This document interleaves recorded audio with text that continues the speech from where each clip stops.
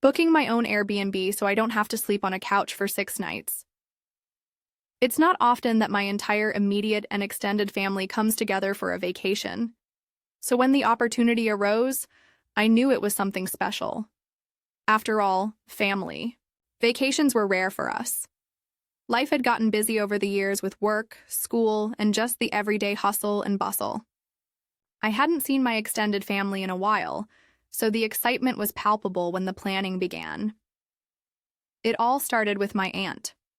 She's the kind of person who seems to know everyone and always has a good connection with people.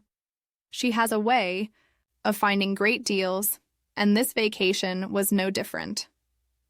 My aunt had found a beautiful house for our family getaway. The house was located in a quiet area, away from the city's noise, with ample space for everyone to relax. She told us it had 6 bedrooms, which seemed perfect for our group. The plan was simple. My aunt and her husband would have 1 room. My parents would get another room, of course, since they are the elders. My cousin and her husband would take a 3rd room, and my other cousin and his wife would take another. My aunt's final touch to this plan was to assign a room to her grandkids, 2 young children under the age of 10. They'd need a place to stay, of course, so they would get 1 room for themselves. Now, when my aunt made this initial plan, it seemed perfect. There would be just enough rooms for everyone to sleep comfortably, and the idea of spending a few days together as a family was so inviting. But when we arrived at the house and started unpacking, something became clear that hadn't been mentioned. In all the earlier planning, there were only 5 bedrooms. At first, I didn't think much of it. Maybe they had miscounted. But then my aunt mentioned that the 6th bedroom was actually just a pull-out couch in the middle of the living room. That's when things started to feel a bit off. The thought of sleeping on a couch for 6 nights, in a room where everyone would be walking through, watching TV, and gathering for meals, didn't sit well with me. I tried to push the discomfort out of my mind. Surely, it wasn't that big of a deal, right?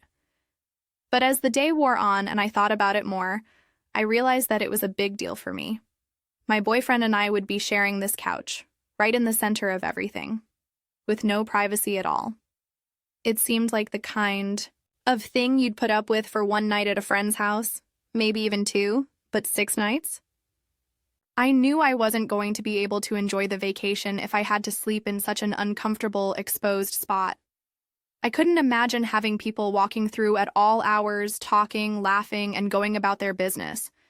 It would be hard to get any rest with all the noise, and I knew it would make me feel uncomfortable and out of place. Then there was the issue of privacy. My boyfriend and I were both adults, and we needed our space. While I didn't mind spending time with family, I also needed time for myself. Sleeping in the living room, where everyone could see us, wasn't just uncomfortable. It felt wrong. I didn't want to be woken up by the sounds of people starting their day, or worse, having to change in the bathroom every time I needed to get dressed or undressed.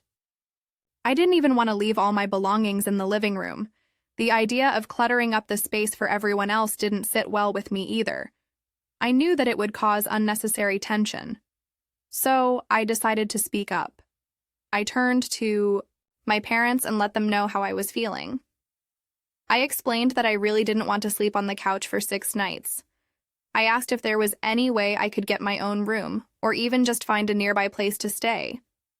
I told them that I would be willing to pay for my part of the house, but that I just couldn't do the couch.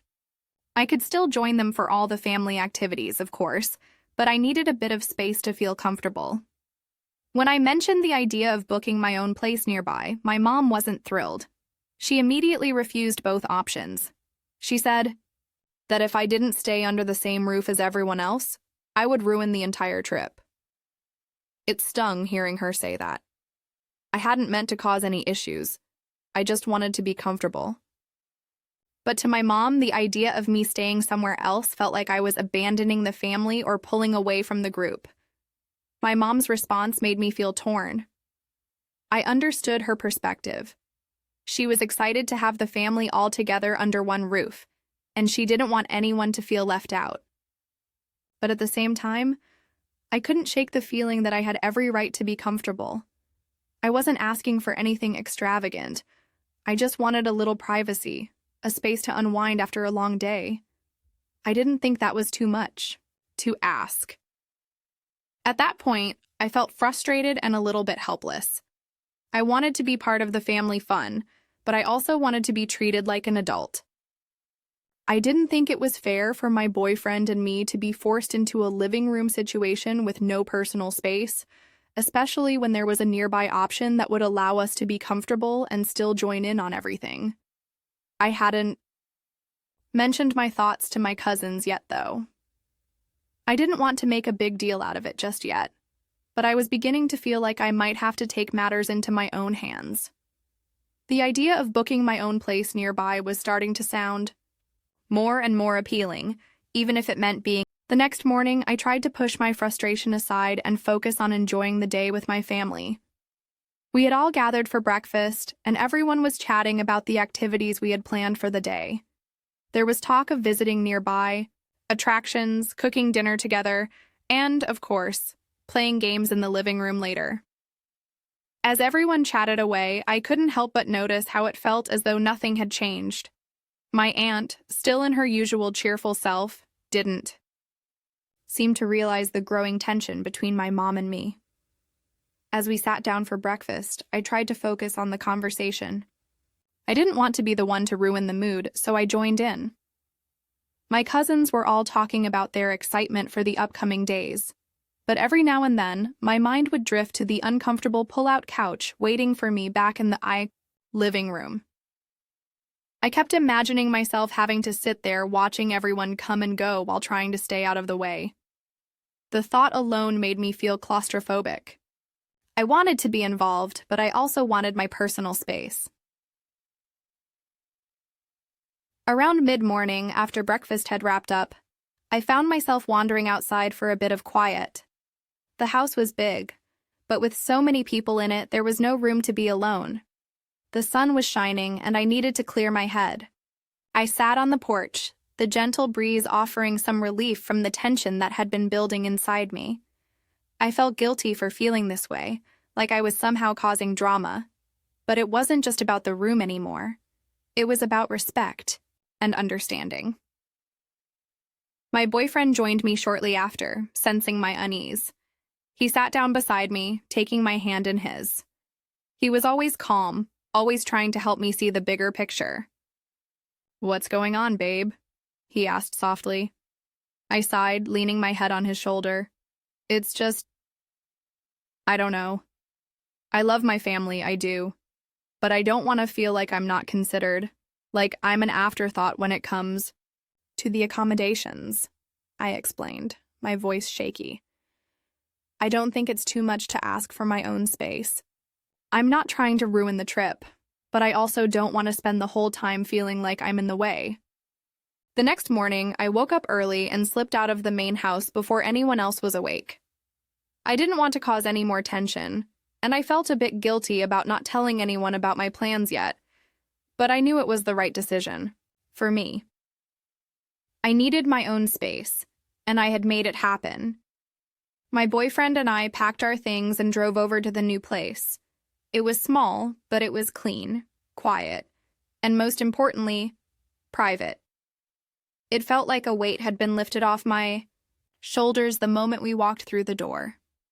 I unpacked our bags and made a cup of coffee, sitting down at the small dining table to enjoy the peace and quiet. As we settled in, I texted my mom and let her know where we were.